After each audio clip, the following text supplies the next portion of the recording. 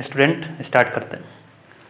तो आज हम पढ़ने जा रहे हैं हीट ऑफ ट्रांसफॉर्मेशन, यानी कि जिसे लेटेंट हीट भी कहा जाता है। बहुत ही बढ़िया कंसेप्ट है, मज़ेदार है, जहाँ केमिस्ट्री फिजिक्स दोनों में ये काम आने वाला है। और फिजिक्स में थर्मोडायनामिक्स फिर से काम आएगा, केमिस्ट्री में तो बहुत सी जगहों पर काम आने वाला है। इसलिए मैंने एक कॉम्पैक्ट लेक्चर केवल इसी टॉपिक पर बनाया है। तो चलिए आइए शुरुआत करते हैं। बहुत मज़ेदार टॉपिक है, केवल स्टार्टिंग पॉइंट समझना, बाकी सारी चीज़ें आसान है। ठीक है, क्या है कि मान लेते हैं कि कोई सब्सटेंस है, उसके तीन तरह की स्टेट हो सकते हैं बच्चों। कितनी तरह की स्टेट हो सकती है? तीन तरह की स्टेट हो सकती है। कौन कौन सी? सॉलिड, लिक्विड और गैस। तो तीन तरह के स्टेट हो सकते हैं, सॉलिड, लिक्विड और गैस। अब अगर मैं किसी सॉलिड को कन्वर्ट करना चाहता हूँ लिक्विड में, या फिर लिक्विड को कन्वर्ट करना चाहता हूँ गैस में, लेकिन इस बार कोई नई बात नहीं, ये तो हम करते ही आ रहे हैं, ये कोई नई बात नहीं है, ये तो हम करते ही आ रहे हैं, है ना। तो सिंपली हम क्या करते हैं कि जैसे प्लास्टिक है, मुझे पिघाल उसे क्या करना है, लिक्विड में कन्वर्ट करना है। किसी भी सॉलिड को मुझे कन्वर्ट करना है, मैं क्या करूँगा, उसे हीट करना स्टार्ट करूँगा। ठीक है, लेकिन हीट करने से टेम्परेचर चेंज होता है, होना भी चाहिए, होगा ही। लेकिन यहाँ पर कहानी चेंज है। क्या? उसका कहना है कि आप चाहे सॉलिड से लिक्विड में कन्वर्ट करो या लिक्विड से गैस में, ठीक है, लेकिन टेम्परेचर चेंज नहीं होना चाहिए। यानी कि अगर ये सॉलिड 25 डिग्री सेल्सियस पर है तो लिक्विड भी 25 डिग्री सेल्सियस पर ही रहना चाहिए। यानी कि you have to convert the state और phase of a given substance at constant temperature, यानी कि without changing the temperature you have to change the state. ठीक है, तो ऐसा करने के लिए मुझे क्या करना पड़ेगा? ऐसा करने के लिए मुझे कुछ हीट देना पड़ेगा। तो वो हीट ही क्या है? लेटेंट हीट है। वो हीट ही क्या है? लेटेंट हीट है। उसी तरह से अगर मान लो एक लिक्विड है, लिक्विड का टेम्परेचर अपने पास है कितना? 30 डिग्री सेल्सियस है, उसको मैं कन्वर्ट करना चाह रहा हूं गैस में। तो कन्वर्ट करने के लिए मुझे हीट की रिक्वायरमेंट होगी, लेकिन कन्वर्जन इस तरह होना चाहिए कि उसका टेम्परेचर जो है वो क्या रहना चाहिए? कांस्टेंट रहना चाहिए। यानी कि यहाँ पर 30 है तो यहाँ पर भी क्या रहेगा? 30 डिग्री सेल्सियस ही रहेगा। यानी कि without changing the temperature, if we change the state of a matter, then required amount of heat वो क्या होगी? लेटेंट हीट होगी। इसका सिंबल है कैपिटल एल। तो ये लिखिए, latent heat. Heat of transformation हमने देखा कि सॉलिड को लिक्विड में कन्वर्ट करो लेकिन विदाउट चेंजिंग द टेम्परेचर, तो जो हीट हमने दी है वो लेटेंट हीट है। लिक्विड को गैस में कन्वर्ट करो लेकिन टेम्परेचर सेम रखो विदाउट चेंजिंग द टेम्परेचर, तब जो हमने जो हीट दी वो क्या है? लेटेंट हीट है। तो मुद्दा समझे, मुद्दा ये है कि आपको सॉलिड से लिक्विड में कन्वर्ट कर सकते हैं, सॉलिड को लिक्विड में कन्वर्ट कर सकते हैं, लिक्विड को गैस में कन्वर्ट कर सकते हैं, गैस को लिक्विड में और लिक्विड को सॉलिड में, सब कुछ कर सकते हैं, लेकिन विदाउट चेंजिंग द टेम्परेचर। तो टेम्परेचर चेंज नहीं होना चाहिए, उसके लिए जो हीट चाहिए उसी हीट को हमने कहा है लेटेंट हीट। क्यों कहते हैं लेटेंट? क्योंकि नॉर्मली हम देखते हैं कि किसी भी ऑब्जेक्ट को हीट करें तो उसका टेम्परेचर बढ़ जाता है, लेकिन यहाँ तो टेम्परेचर सेम ही रह रहा है। 25 तो 25, 30 तो 30 ही रहेगा, है ना। टेम्परेचर चेंज हुआ क्या? नहीं। यानी कि वो जो हीट है वो हिडन है, छुपी हुई है, वो टेम्परेचर नहीं बढ़ा रही है, इसलिए उसका नाम है लेटेंट हीट। और इसका सिंबल है बच्चों कैपिटल एल। क्या है सिंबल इसका?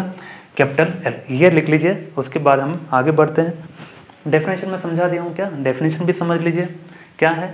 When a substance changes from one state to another state, यानी कि या तो सॉलिड से लिक्विड में जाए या फिर लिक्विड से गैस में, या फिर उल्टा जाए, रिवर्स भी।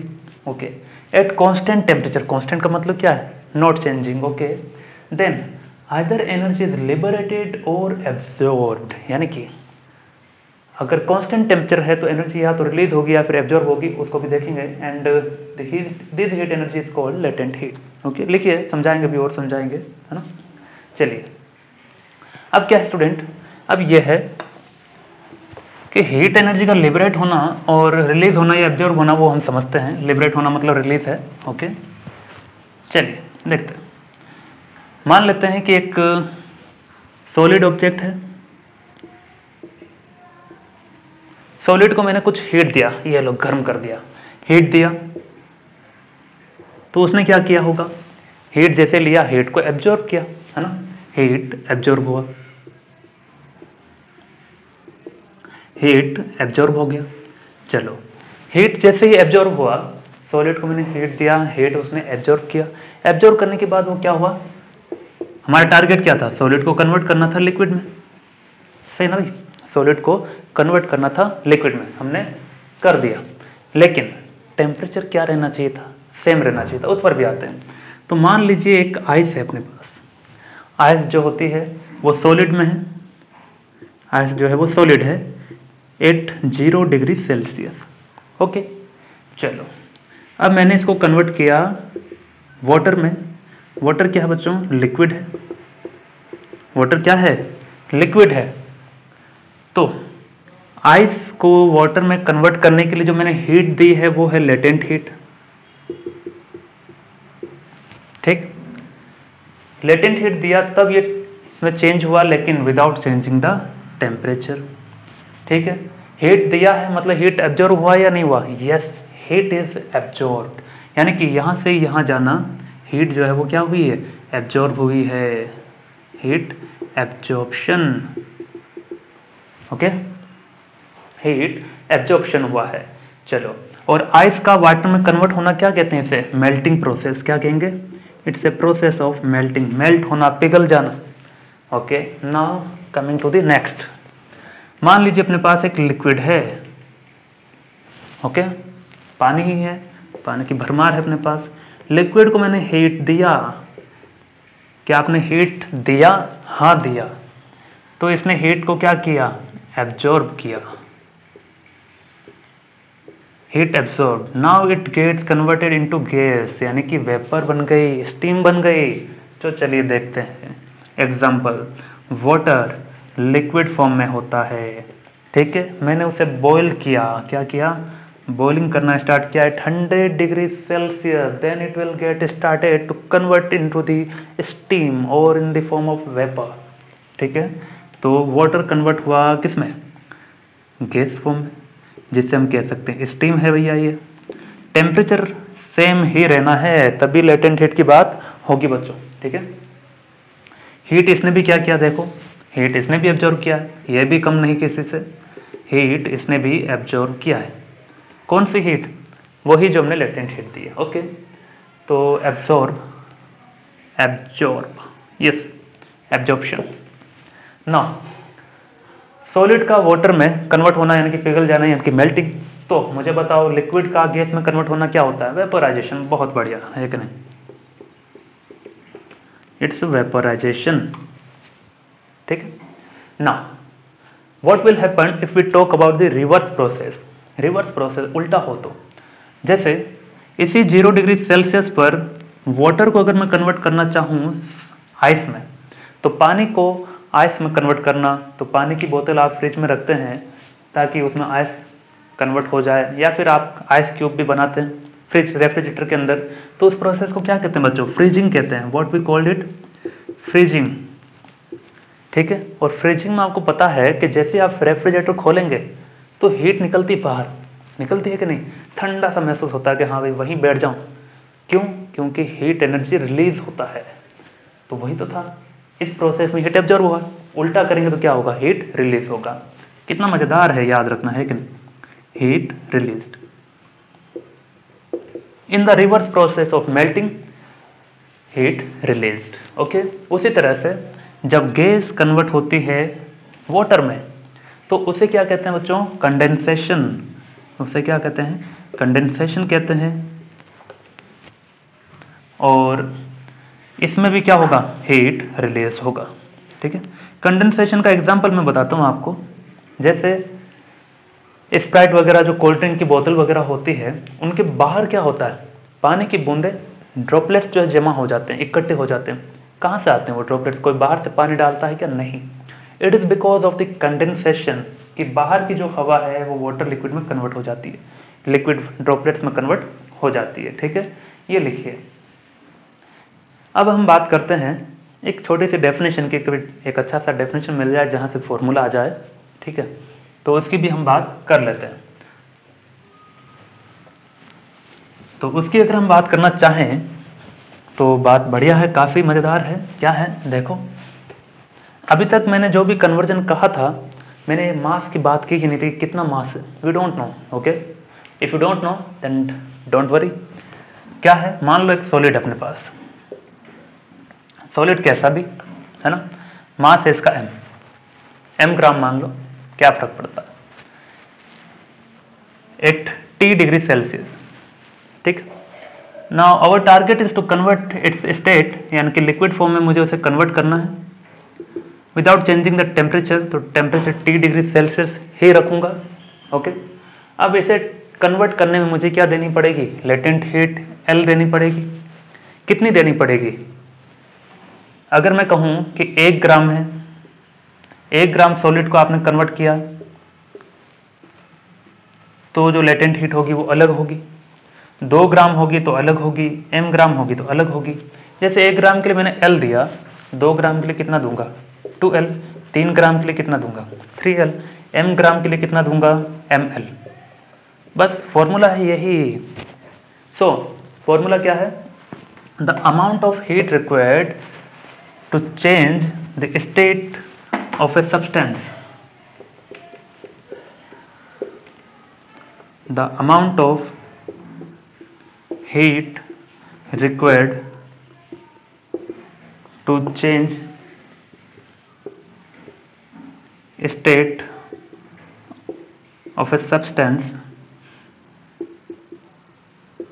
to change state of a substance is what, the mass कितना m multiplied by latent heat, यही क्या होगी टोटल हीट होगी। ठीक है, तो डेल्टा क्यू क्या है बच्चों, इसे ऐसे लिख लो, डेल्टा क्यू है amount of heat required, amount of heat required. M क्या है, mass of a substance, mass of a substance, और एल क्या है, L is the latent heat.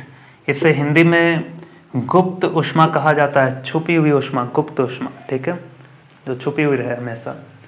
Okay, तो कन्वर्जन चाहे कैसा भी हो सकता है, जरूर नहीं सॉलिड से लिक्विड। मैं तो ये एग्जांपल लेता हूँ हर बार, बस उतनी ही बात है।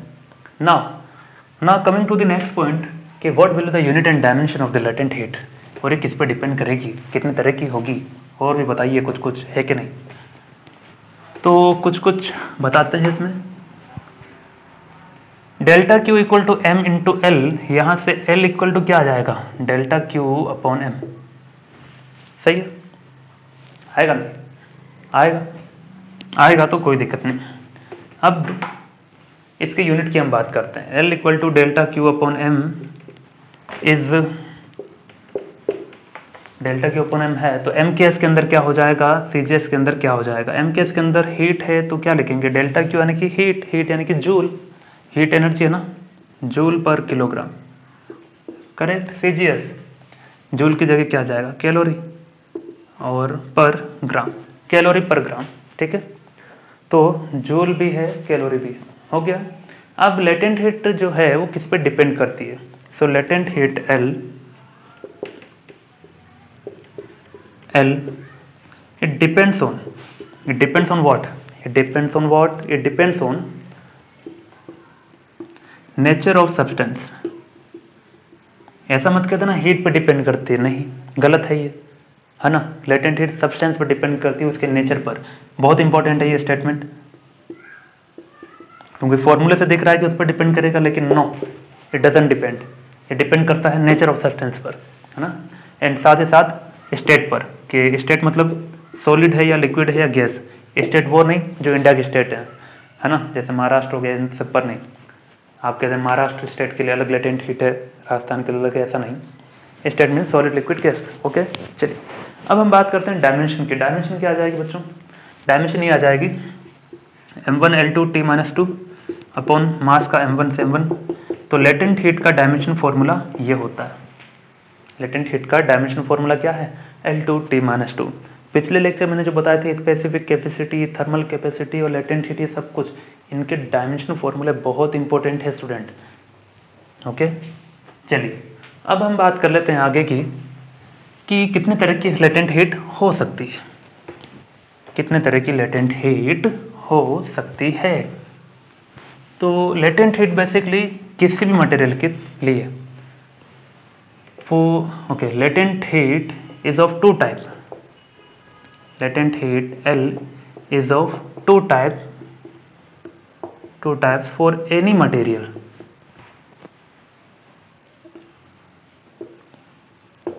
For any material, किसी भी मटेरियल के लिए. कौन कौन सी? एक होता है latent heat of fusion, latent heat of fusion. एक होता है latent heat of vaporisation, latent heat of vaporisation. चलिए देखते हैं इसे, है ना. लेटेंट हीट ऑफ फ्यूजन मतलब है, इसका सिंबल है होता है LF.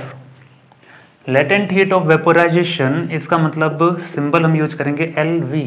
क्या यूज करेंगे? V for vapour, F for fusion. Okay, fusion का मतलब है, जैसे for example let suppose we are having ice that is in the solid form. ठीक है, 0 डिग्री सेल्सियस पर बात कर रहे हैं हम. तो आइस है तो सॉलिड ही है, मेरे बार बार लिखने की जरूरत नहीं होनी चाहिए. ठीक है, 0 डिग्री सेल्सियस पर. Now what we are doing, we are converting it into liquid at temperature 0 degree Celsius. Melt किया, मेल्ट करना ही क्या है? लेटेंट हीट ऑफ फ्यूजन है. इसी को हमने क्या कहा है? लेटेंट हीट ऑफ फ्यूजन कहा है. मतलब कुछ अलग नहीं है.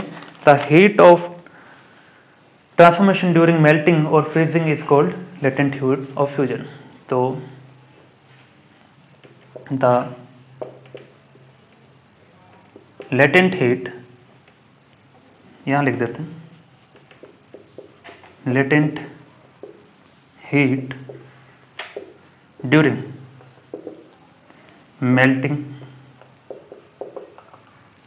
मेल्टिंग और फ्रीजिंग. इसका रिवर्स करेंगे तो क्या आ जाएगा? फ्रीजिंग आएगा ना, फ्रीजिंग आएगा. ठीक है, मेल्टिंग है ये फ्रीजिंग है. मतलब इसी को हमने लेटेंट हीट ऑफ फ्यूजन कहा. The latent heat during melting और freezing is known as LF. Okay, LF कहते हैं इसे. अब बताओ वेपोराइजेशन में क्या जाएगा? अब तो आसान हो गया है ना. वाटर है, वाटर को कन्वर्ट करना किसमें कन्वर्ट करना? गैस में. तो इसे कहते हैं वेपोराइजेशन. उल्टा करेंगे तो क्या कहेंगे? कंडेंसेशन. यानी कि the latent heat during the process of vaporisation and condensation is known as, उसी को एक नाम दे दिया अलग से. मतलब इन दोनों प्रोसेस में जो लेटेंट हीट है उसे कहेंगे LV. इन दोनों प्रोसेस में जो लेटेंट हीट है उसे कहेंगे latent heat of fusion. Okay, so the latent heat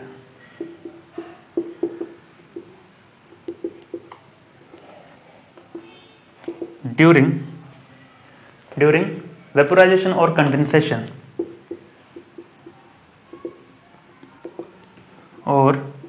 condensation is known as LV. ठीक है, LV. चलिए ये लिखिए. अब हम आगे बढ़ेंगे. काफी मजेदार है ये टॉपिक, है कि नहीं? चलिए अब हम आगे की कहानी बढ़ते हैं. LF और LV की थोड़ी और चर्चा करते हैं इसी के अंदर.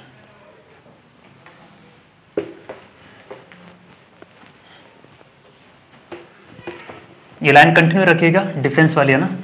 जो डिफरेंस वाली भी लाइन बनाई थी ना, उनको कंटिन्यू रखिए.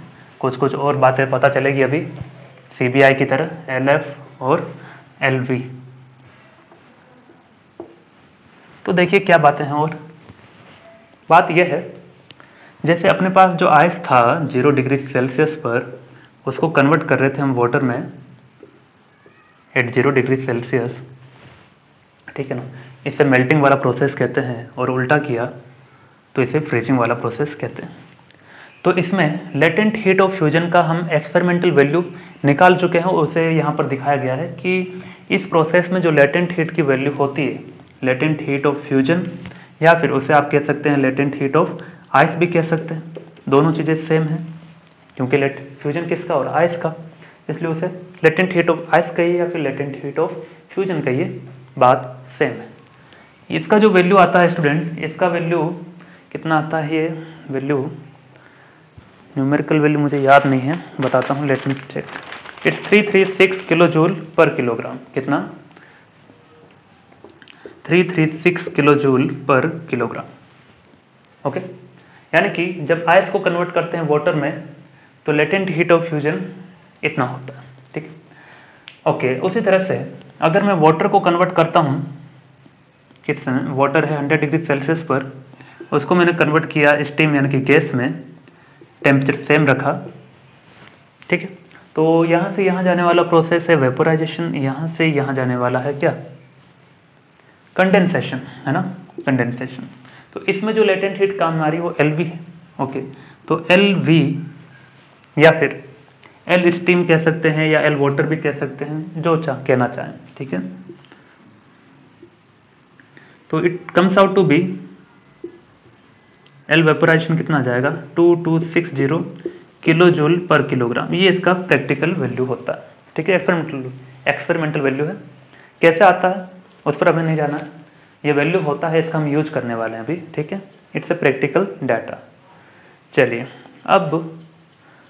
अब हम आगे की बात यह है स्टूडेंट कि लेटेंट हीट की वैल्यू के बेसिस पर एक एक्सपेरिमेंट है।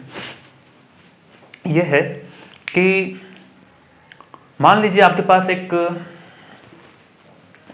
वाटर है 800 डिग्री सेल्सियस पर, और आपके पास स्टीम है वो भी 100 डिग्री सेल्सियस पर। ठीक है, आपका टारगेट है बात करना, स्नान करना। आपको किससे किया जाए? तो स्नान करना से बेहतर उपाय यह है, मैं ये यूज कर लूँ वर्ड कि मान लीजिए कोई इंसान बाय चांस किसी एक्सीडेंट में जल गया। ठीक है, जल गया, so it is very painful to get burnt by steam at 100 degree Celsius. It is very painful to get burnt by steam at 100 degree Celsius than water at 100 degree Celsius. यानी कि कोई इंसान मान लीजिए जलकर मरना चाहता है, उसके पास दो ऑप्शन है, एक पानी है 100 डिग्री सेल्सियस का और एक है स्टीम 100 डिग्री सेल्सियस। तो उसका पता लगाना है कि कौन सा ज़्यादा दर्दनाक होगा, इससे नहाना या इससे जल जाना ज़्यादा खतरनाक है या इससे, which one is more painful, ज़्यादा उसमें दर्द किससे मिलेगा? तो इट इज़ द स्टीम। क्योंकि स्टीम के लिए देखो,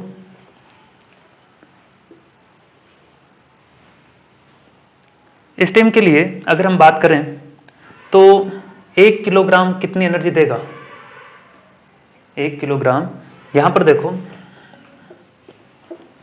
ये वाला पॉइंट क्लियर है? चलो मैं थोड़ा फिर से वापस बैक आता हूं, केवल इसी को लिखता हूं। किसको? आइस और वाटर और गैस वाले को। वाटर है 100 डिग्री सेल्सियस पर, बहुत ही मजेदार टॉपिक है, देखते जाइए बस। गैस है यानी कि 100 डिग्री सेल्सियस स्टीम। वाटर से गैस बना, हीट एब्जॉर्ब हुआ, यहां से यहां गए, हीट रिलीज हुआ। ठीक है, अब देखो मान लीजिए 1 किलोग्राम ही वाटर है, 1 किलोग्राम वाटर है, तो ये भी 1 किलोग्राम ही रहेगा, या फिर मास की घटना ही छोड़ दो। लेटेंट हीट ऑफ वेपोराइजेशन कितनी होती है? 2260 किलो जूल पर किलोग्राम, यानी कि 1 किलोग्राम में इतनी हीट जनरेट होगी या एब्जॉर्ब होगी। 1 किलो अगर है आपके पास वाटर तो इतनी हीट रहेगी। इसका मतलब क्या समझो, मतलब यह है कि अगर आपने पानी लिया है 100 डिग्री सेल्सियस पर, ठीक है, तो वो तो कन्वर्ट होगा फाइनली किस में? स्टीम में, है ना। अगर आप पानी से जलना चाह रहे हैं तो वो तो कन्वर्ट होगा फाइनली स्टीम में, और जब वाटर स्टीम में कन्वर्ट होता है तो वो हीट एब्जॉर्ब कर लेता है, यानी कि सारी हीट एब्जॉर्ब कर लेगा, तो आपको पेन इतना फील नहीं होगा जितना दर्द फील होना चाहिए था, यानी कि लेसर पेन, इसमें दर्द बहुत ही कम। क्योंकि उसने उल्टा हीट एब्जॉर्ब कर ली कि मुझे दे दो जितनी हीट है। जब हीट उसने ही ले ली तो मुझे गर्मी लगेगी कैसे, ठीक है। ओके, नाउ स्टीम, स्टीम में है 100 डिग्री सेल्सियस पर, ठीक।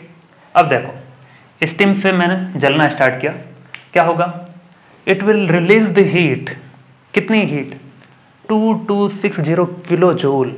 इतनी एनर्जी वो अगर रिलीज करेगा, इतनी हीट जब वो रिलीज करेगा तब मुझे बहुत ज़्यादा पेनफुल फील होगा, यानी कि it is very painful to get burnt by steam at 100 degree Celsius as compare to water at 100 degree Celsius. Statement ये लिखेंगे, ये सारी घटना समझ लो, ठीक है। So it is very painful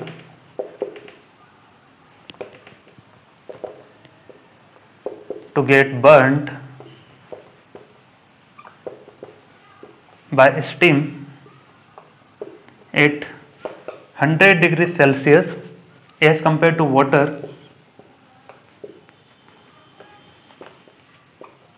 at 100 degree Celsius. यानी कि तो पानी लो और एक स्टीम, लेकिन स्टीम ज़्यादा खतरनाक होगी, ओके। तो ये था इसका रोल।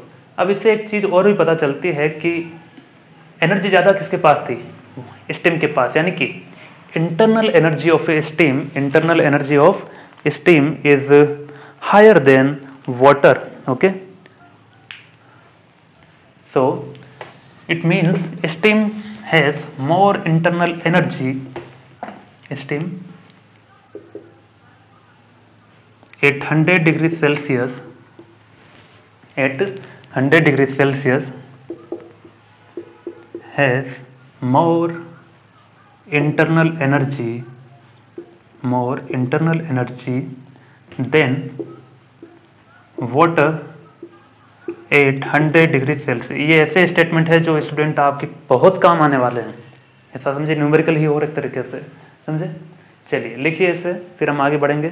है अपना इसमें लेटेंट हीट ऑफ वेपोराइजेशन का एक अगला पॉइंट है, क्या है, सारी चीजें पॉइंटों में लिखते जाओ, इसीलिए इसका एक अलग ही लेक्चर ही बनाया मैंने, ये इतना इंपॉर्टेंट है, समझ रहे, केवल एक टॉपिक पर पॉइंट नंबर जो भी है लिख लेना। अगला पॉइंट ये है कि latent heat of vaporisation, okay, vaporisation यानी कि LV इज मोर और is greater than latent heat of fusion, greater than latent heat of fusion। ऐसा क्यों होता है उसको हम समझेंगे, latent heat of fusion, okay. समझते हैं इससे क्या है इसकी कहानी। इसकी कहानी यह है बच्चों, जैसे सॉलिड से मैं लिक्विड में गया और दूसरा लिक्विड से गैस में गया, ठीक है। सॉलिड से लिक्विड में गया और लिक्विड से गैस में गए तो क्या होगा, देखिए क्या होगा कि सॉलिड से मैं लिक्विड में गया, सॉलिड से लिक्विड में गया तो लिक्विड में गया तो ये क्या होगी, LV, latent heat of vaporisation. Liquid से गैस में गया तो ये क्या होगा, सॉरी उल्टा लिख दिया मैंने, सॉलिड से लिक्विड मतलब लेटेंट हीट ऑफ फ्यूजन है और ये वेपोराइजेशन, ठीक है ना। देखिए यहां पर ये सॉलिड में था, ये लिक्विड है, ये लिक्विड है ऑलरेडी और ये गैस है, ओके। अब मुझे बताओ वॉल्यूम कहाँ ज़्यादा हो रहा है चेंज। जब आप सॉलिड से लिक्विड में कन्वर्जन करते हैं तो क्या वॉल्यूम बढ़ता है या घटता है। एक ग्लास लिया, ठीक है, ग्लास, उसमें मैंने आइस क्यूब रखा, आइस क्यूब जब पिघल जाएगा तो पानी जो बनेगा क्या उससे ज़्यादा बनेगा या कम बनेगा, जाहिर सी बात है बहुत कम लेवल का बनता है ना। आप लेके देख लीजिए, यानी कि जब आइस जो है वो वाटर में कन्वर्ट होगा तो पानी में कन्वर्ट होने पर बहुत ही कम लेवल दिखेगा उसका, है कि नहीं, ऐसा ही तो होता भी। यानी कि इसमें वॉल्यूम डिक्रीज होता है, फाइनल वॉल्यूम डिक्रीज होता है। इसमें वही लिक्विड यानी कि वही पानी अगर स्टीम में कन्वर्ट हो जाए तो चारों ओर फैल जाएगा, रूम बड़े से हॉल में भी फैल जाता है, वॉल्यूम क्या हो जाता है, बढ़ जाता है, ठीक है। अब देखो अगर वॉल्यूम घट गया है तो रिक्वायर्ड अमाउंट ऑफ हीट भी क्या होगा, कम होगा। So required heat is lesser.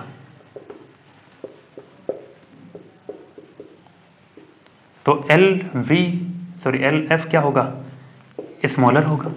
वहीं पर वॉल्यूम बढ़ाना है, so required of amount of heat भी क्या होगी, ज्यादा होगी। So required heat that means L V ज्यादा चाहिए होगा, है ना। तो ये हमेशा ही सच है कि सॉलिड से लिक्विड बनता है तो वॉल्यूम कम ही होता है, ज्यादा नहीं, और लिक्विड से गैस बनता है तो वॉल्यूम ज्यादा ही होगा। तो ये हमेशा ज्यादा ही रहेगी, ये हमेशा कम ही रहेगा। तो in short L V is greater than L F always. Yes, okay. चलिए लिखिए, हो गया लिख करके। अपने ये है कि वॉल्यूम कम ज्यादा होने की बेसिस पर एक और चीज है, क्या,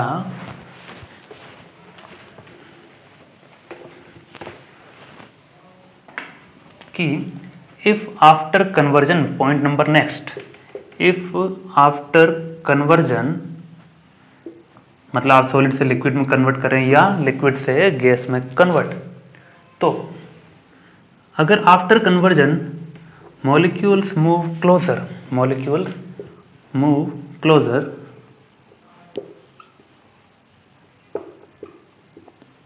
और दूसरा मॉलिक्यूल्स मूव अपार्ट,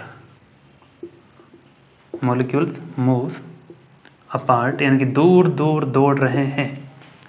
तो अगर कन्वर्जन के बाद में मॉलिक्यूल एक दूसरे के नजदीक आते हैं तो क्या होगा, तो हीट एनर्जी रिलीज होगा। क्या होगा, हीट एनर्जी रिलीज होगा।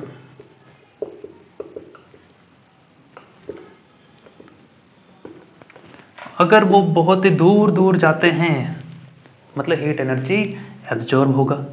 इसको समझेंगे।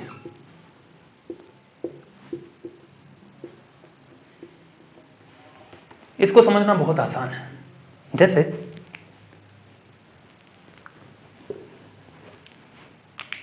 बहुत सारे मॉलिक्यूल्स हैं, अगर वो एक इधर से आ रहा है, एक इधर से आ रहा है, यहां वहां जहां मानो वहां भाग रहा है, मतलब सबको एनर्जी मिल चुकी है और सबको मिल चुकी है, इसलिए सभी अपने अपने घर भाग रहे हैं। किसी को किसी से कोई लेना देना नहीं है।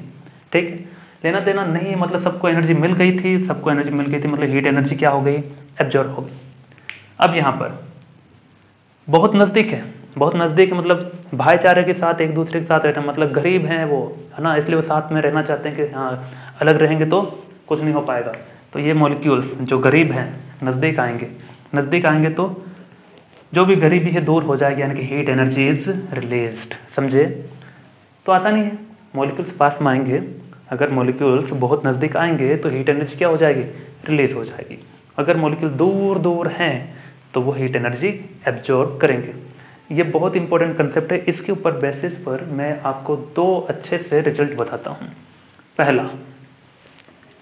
पहला ये कि स्नोफॉल जो होता है, बर्फबारी, है ना, तो उसमें क्या होता है स्नोफॉल में, मैं एक बार ये पहले लिख देता हूं, मॉलिक्यूल्स क्लोजर और मॉलिक्यूल्स अपार्ट।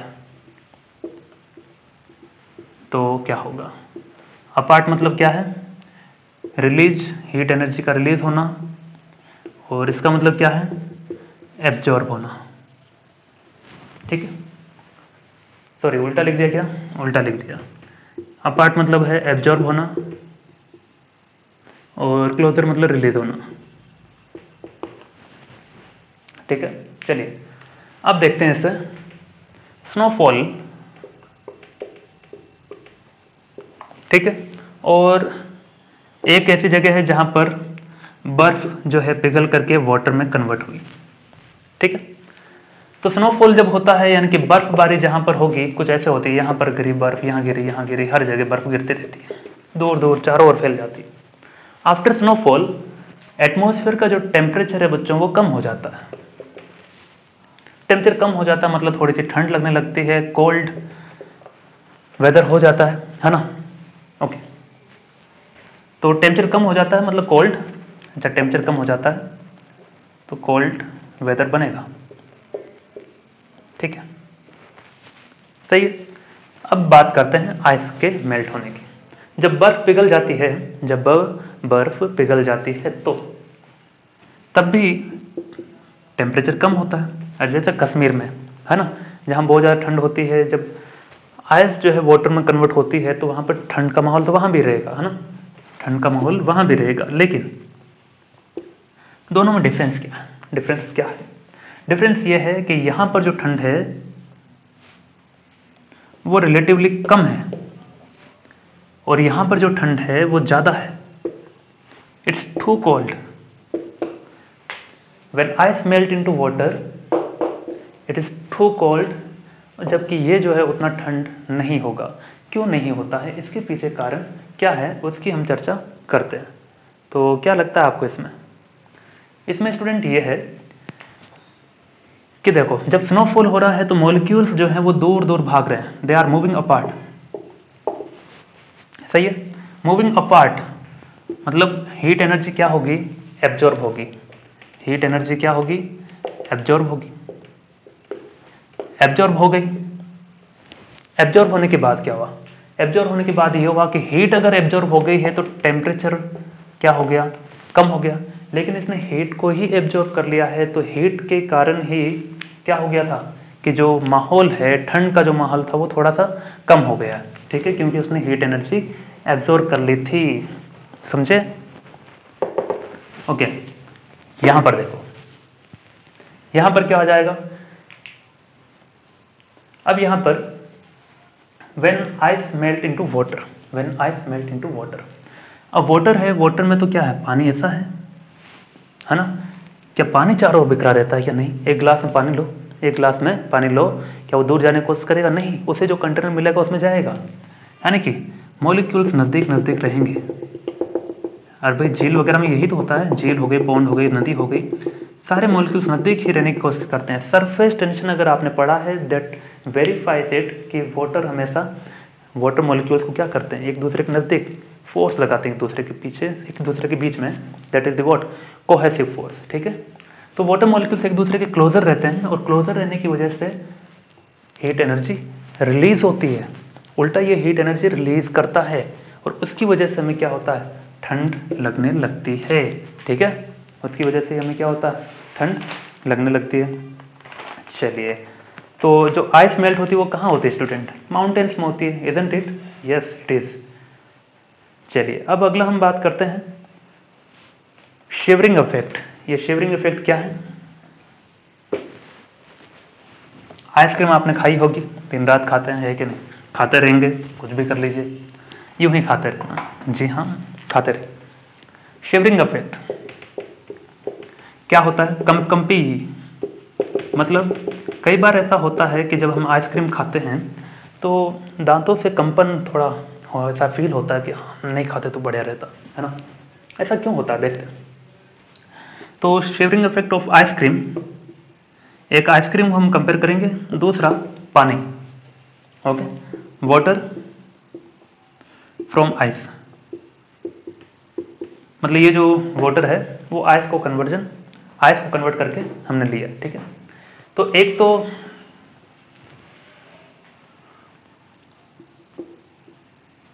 अपने पास आइसक्रीम है और एक वाटर है। वाटर बहुत ठंडा, मतलब फ्रॉम कन्वर्टेड फ्रॉम आइस है, ऐसा लिख रहा हूं इसीलिए। जितनी आइसक्रीम ठंडी है उतनी ही वाटर भी ठंडा है। चलिए, तो अगर मैं आइसक्रीम को खाना स्टार्ट करता हूं तो मुझे ज़्यादा शिवरिंग इफेक्ट फील होगा या फिर इस पानी पीने से, मतलब ज़्यादा कंपन या ज़्यादा कंपी से जो फील होगी दांतों में, किसकी वजह से? That is because of ice cream. क्यों, देखते हैं। आइसक्रीम है तो ये ऐसा है, एकदम बढ़िया बना है, बढ़िया बना है। चलिए, तो ये आइसक्रीम बन गया। अब आइसक्रीम जैसे खाएंगे तो इसके जो मॉलिक्यूल्स हैं आइसक्रीम के, वो चारों ओर फैल जाते हैं, चारों ओर फैल जाते हैं। ठीक है, चारों ओर फैलेंगे, that means they moving apart, they will absorb the heat, they will absorb the heat. तो ये हीट एब्जॉर्ब करते हैं। ठीक है, अब वाटर, वाटर के मॉलिक्यूल्स इसके रेस्पेक्ट में उतना नहीं फैलते हैं, क्योंकि वाटर के मॉलिक्यूल्स तो पास में आना ही सीखे हैं, they will release the heat. सही है। तो यहां पर क्या है कि हीट एनर्जी जो एब्जॉर्ब कर रहा है उसकी वजह से कंपी लग रही थी, वो दांतों से हीट लेना चाह रहा है, इसीलिए क्या होता है, shivering effect. Okay, so here it is shivering effect, right it. अब न्यूमेरिकल करते हैं एक दो। अगला सवाल है अपना क्वेश्चन नंबर 1 मैंने लिखा हुआ है, लेकिन उससे पहले एक छोटा सा सवाल और कर लेते हैं। यहां पर देखो, पहले वो बाद में करेंगे, पहले ये देखो क्वेश्चन नंबर 2 लिख लो, इसे 1 है इधर। लेट सपोज कि m इक्वल टू 5 kg आइस है अपने पास, कितना आइस है एट 0 डिग्री सेल्सियस, मास है उसका 5 kg, और मुझे उसे कन्वर्ट करना है वाटर में without changing the temperature. Mass तो नो डाउट सेम ही रहेगा। Then find out the total amount of heat required, total amount of heat required. तो ये भी दिया है कि L आइस जब सॉलिड से लिक्विड में कन्वर्ट होता है तो वैल्यू दिया है इसका कितना, लेटेंट हीट दिया बच्चों, लेटेंट हीट ऑफ आइस दिया है कितना 336 kilo joule per kilogram. Okay ना, डेल्टा क्यू इक्वल टू क्या होता है, मास इंटू लेंथ। मास कितना 5, लेटेंट हीट कितना 336, इसको मल्टीप्लाई कर देंगे, 5 6 जा 30, 3 5 6 जा 15, 18, ये 1980 किलो जूल। सही होगा, कैलकुलेशन मेरा देख लेना। ओके, अब उस पर आते हैं, उस सवाल पर जो हमें करना है। सवाल यह बहुत ही बढ़िया, ये समझ गए तो फिर लेटेंट हीट भी समझ गए, है ना। तो देखते हैं क्या है। सम वाटर, कुछ वाटर है, कुछ पानी है, at 0 degree Celsius is placed in a large insulated enclosure vessel. कोई एक कंटेनर है जो इंसुलेटेड है चारों ओर से, मतलब किसी हवा पानी का कोई इंटरेक्शन नहीं है, हवा वगैरह कुछ भी नहीं आ रही। चलिए, तो ये है क्लोज्ड वेसल। ओके, इसके अंदर कुछ पानी है, वी डोंट नो कितना पानी है, ठीक है ना, कितना पानी है वी डोंट नो। और टेम्परेचर कितना बच्चों इसका 0 डिग्री सेल्सियस, ठीक। मास मुझे नहीं पता ना, यहां तक हो गया। Now the water vapour formed is pumped out continuously. इसमें वाटर वेपर बन रही है, वेपर बन रही है मतलब वाटर जो है कन्वर्ट हो रहा है किसमें, गैस में। तो गैस में कन्वर्ट हो रहा होगा, ऐसे यहां से गैस निकल रही होगी। उसने कहा है कि मैं इसे बाहर निकाल ले रहा हूं, तो बाय सम मीन्स इसे बाहर निकाला जा रहा है, ठीक है, पंपिंग आउट। चलो, बाहर निकाल ले रहा है कंटिन्यूसली, लगातार निकाल रहा है। Okay, so it's a vapour. तो वाटर कन्वर्ट हो रहा है किसमें, वेपर में, यानी कि गैस में। तो कौन सी लेटेंट हीट काम आएगी, वाटर कन्वर्ट हो रहा है गैस में, तो लेटेंट हीट काम में आएगी, latent heat of vaporisation, correct. Now what fraction of water will ultimately freeze. तो पानी का कितना मास जो है वो अल्टीमेटली फ्रीज, खुद ही फ्रीज हो जाए, if the latent heat of the vaporisation is 7 times of the latent heat of fusion. तो इसका कहना है कि कुछ अमाउंट में नीचे सॉलिड फ्रीज होगा। अब कहाँ होगा वी डोंट नो, लेकिन हमने मान लिया ये आइस जो है यहाँ फ्रीज होगा, ठीक है। तो देखो, लेट कि क्या करें, टोटल मास हम मान लेते हैं कितना, total mass of water m है, सॉरी m है, ठीक है। m में से कुछ जो फ्रैक्शन है उसका वो आइस में कन्वर्ट हुआ, तो let mass fraction of mass which converted into, ये भी हमने माना है, ठीक है। Let fraction of mass which converted into ice, कितना, m1, ठीक है। चलिए, और साथ ही साथ दिया है कि लेटेंट हीट ऑफ वेपराइजेशन यानी कि LV is this 7 times of the latent heat of fusion, ठीक है। चलिए, तो हमें निकालना क्या है, ये m1 निकालना है कि ये कितना होगा, ठीक है, फ्रैक्शन। सवाल को समझेंगे गहराई से, वैसे तो एक फॉर्मूला बेस्ड है ये। देखो, वाटर जो था अपने पास वो 0 डिग्री सेल्सियस पर था, ठीक है, जिसका कंप्लीट मास मैंने माना m, ठीक है। इस वाटर से कुछ आइस कन्वर्ट हुआ और वो आइस मैंने मान लिया m1 और टेम्परेचर 0 डिग्री सेल्सियस ही रहा। यहां से लिक्विड से सॉलिड में आने पर लेटेंट हीट कौन सा काम आएगा, फ्यूजन, है ना, सॉलिड से liquid, liquid solid, latent heat of fusion, okay.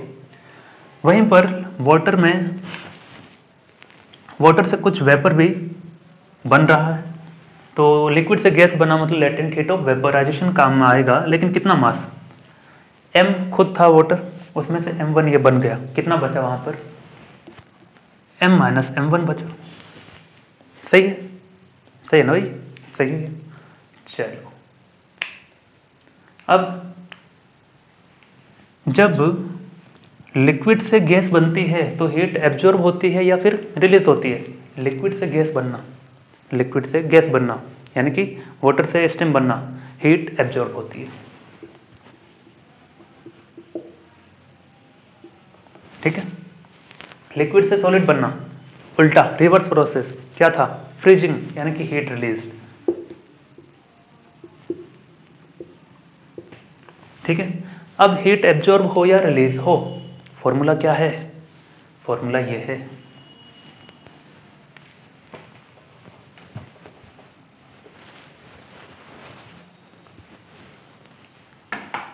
कि हीट एब्जॉर्ब हो तो delta Q is equal to होता क्या है, mass into latent heat. Mass कितना है, m माइनस m1, तो मास कितना लिख देंगे, फॉर्मूला ये होता है इन जनरल, है ना, ये फॉर्मूला है इन जनरल। तो मुझे बताओ पहले वाले केस के लिए वाटर से वेपर में जाने पर मास कितना है, m माइनस m1, है ना, तो m minus m1 into latent heat कौन सी है, LV, ठीक है, लेटेंट हीट कौन सी है, LV, तो इसको ठीक से लिख दिया, m minus m1 LV, okay. Now heat released, formula यही रहने वाला है, तो delta Q is equal to mass कितना, m1 into latent heat of fusion, okay. दोनों क्या है, डेल्टा Q है, तो बोथ आर इक्वल, वैसे भी इक्वल होना था कि जितना हीट एब्जॉर्ब हुआ है उतना हीट क्या होगा, रिलीज होगा, ओके। तो फ्रॉम इक्वेशन 1 and 2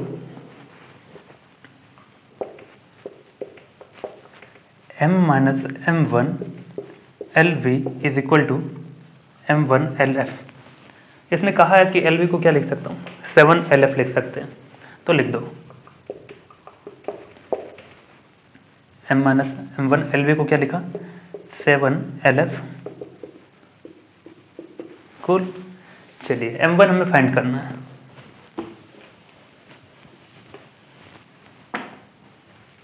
तो LF से LF कैंसिल, चलिए 7 को मल्टीप्लाई कर दें, 7m minus 7m1 equal to m1, इस 7m1 को उधर ले गए, क्या आ जाएगा, मैं मिटा दे रहा हूँ ऊपर से, है ना,